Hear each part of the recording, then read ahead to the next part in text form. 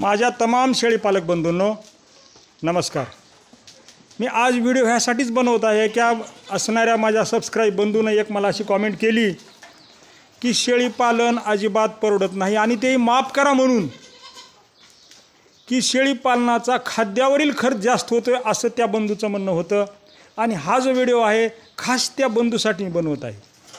मी त्यांचा जो सांगितलेली कॉमेंटला मी नाकारू शकत नाही, तो त्यांचा प्रश्न असेल किंवा त्यांची काय त्याच्यामध्ये काही चूक असेल, कारण त्यांनी सुद्धा ते करून बघितलेलं असेल। मी त्यांचा शब्द चुकीचा आहे असं म्हणत नाही, पण त्याला काही सोल्युशन असतात, त्याच्यावर काही मात करता येते किंवा त्यातून मार्ग काढता येतो। तो मार्ग सदरील माझ्या ह्या बंधूनं काढला नसावा म्हणून त्यांनी मला माफी मागून असं सांगितलं की शेळी पालनामध्ये खाद्यावरला खर्च जास्त होतो म्हणून शेळी पालन परवडत नाही।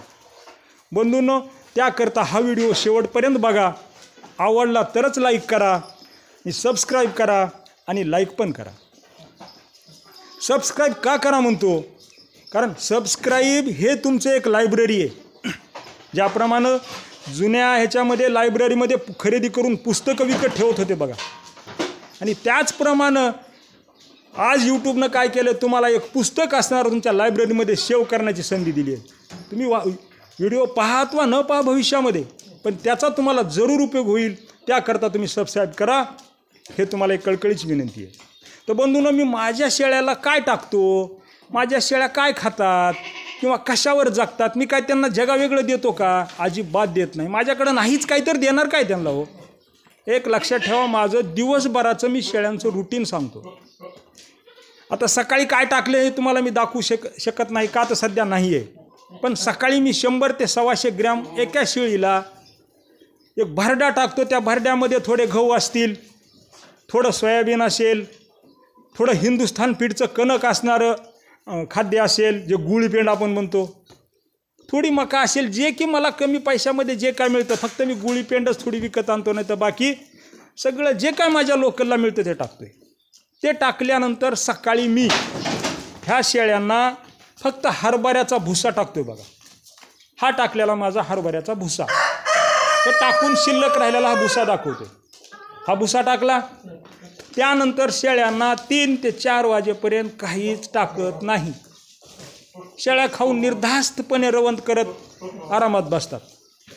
त्यानंतर 3 ते 4च्या दरम्यान शेतात येतो आणि आज काय टाकले किंवा मी काय टाकतोय हे आज टाकलेलं बघा। आमच्याकडे ऊसाची शेती भरपूर आहे आणि हार्वेस्टरनं ऊस कापण्याचं 50 ते 75% म्हणायला हार्वेस्टरनं आमच्याकडे ऊस कापतात।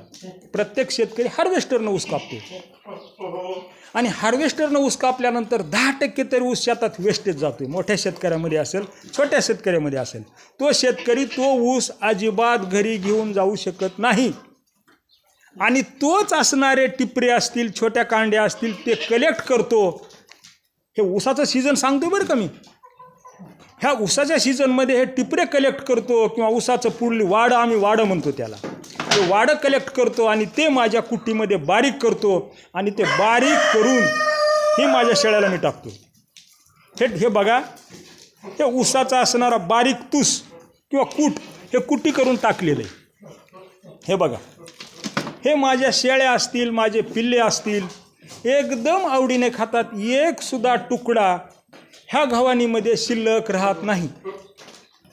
एक लक्षात ठेवा, शेळी काही खाते हो, काही खाते, फक्त तुम्ही टाकणार पाहिजे। तुम्ही म्हणाल काही खाते, फक्त दगड आणि माती सोडून तुम्ही कुठलीही वनस्पती टाका। काही 1-2 वनस्पती सोडल्या तर शेळी खाणार नाही, मी सांगत नाही सगळ्या वनस्पती, कारण अनेक काही, पण सरासरी भूक लागल्यानंतर कुठलाही प्राणी, कुठलाही त्यात माणूससुद्धा असो, भूक लागली काही खातो। ते म्हणणार नाही मला हेच द्या, फक्त त्याला सवयीचा भाग पाहिजे, त्याच्या शरीराला ती सवय लागली पाहिजे आणि ते सवय लावण्याचं काम त्या शेळी पालकाला थोडी तरी बुद्धीनं ते काम केलं पाहिजे। 100% आणि 100% मी सांगतो, शेळी काहीही खाते। तर बघा, हे 2 ते 3 महिने आमच्याकडे ऊसाचा पिरियड भयानक असतो आणि त्या पिरियडमध्ये मी वाडं, ऊसाचं पुढचं जे वाडं म्हणतो आपण, ते वाडंसुद्धा मी विकत घेत नाही।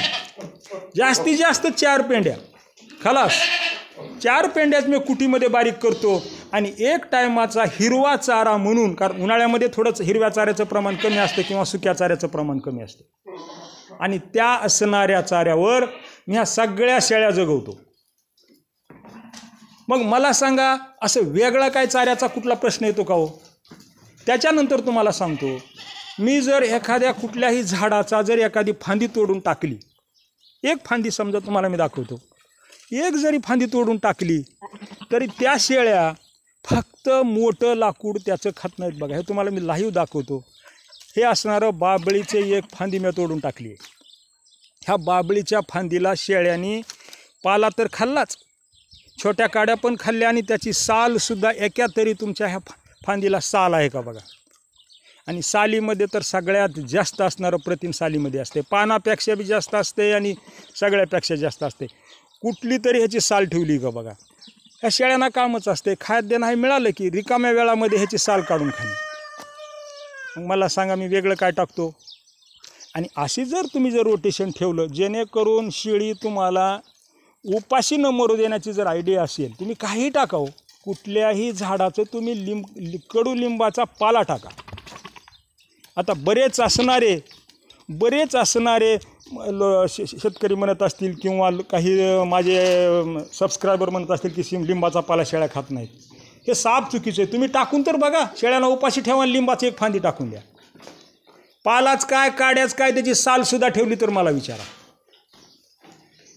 तर हे लक्षात ठेवा, प्रत्येकाच्या जे मनात जी शंका आहे का नाही, शेळीला वेगळं खायला लागतंय, शेळी ह्याच्यावर जगते त्याच्यावर जगते, अजिबात साफ चुकीचं. फक्त शेळीला टाकणारा माणूस व्यवस्थित पाहिजे आणि त्याच्या मनामध्ये मला शेळीपालन करायचं हे इच्छाशक्ती पाहिजे.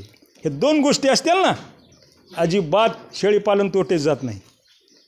अहो, फायदा जास्त नाही होऊ द्यावं, मी म्हणत नाही फायदा. आता बरेच यूट्यूबर हे सांगत असतील शेळ्यामध्ये एवढा लाख मिळतो, त्या लाखावर मी गप्पा करणार नाही. तुम्ही करून बघा, तुम्हीच मला सांगणार आहेत. तुम्हीच सांगणार आहेत किती फायदा झाला काय नाही. मी सांगण्याची अजिबात गरज नाही. त्याकरता मित्रांनो, मी काय आज टाकलं आहे हे अजिबात ह्याच्याबद्दल एकही शब्द खोटा नाही. आणि जरी तुम्हाला वाटत असेल तर तुम्ही माझ्या फर्मला अवश्य भेट द्या. मी माझं 25 बाय 50 शेडमध्ये किमान माझं एक मनातला हेतू आहे, 25 ते 30 मदर असणाऱ्या शेळ्या मी सांभाळण्याची माझी एक मानसिकता आहे. ह्याच ह्यानं माझी वाटचाल सुरू आहे आणि हे वाटचाल पूर्ण केल्याशिवाय मी स्वस्थ बसणार नाही. एवढं बोलून मी हा व्हिडिओ इथंच थांबवतो, कारण जास्ती रटाळ बोललं की तुम्हालाही आवडत नाही. म्हणून बंधूंनो, ह्याच ठिकाणी थांबतो. जय हिंद, जय भारत.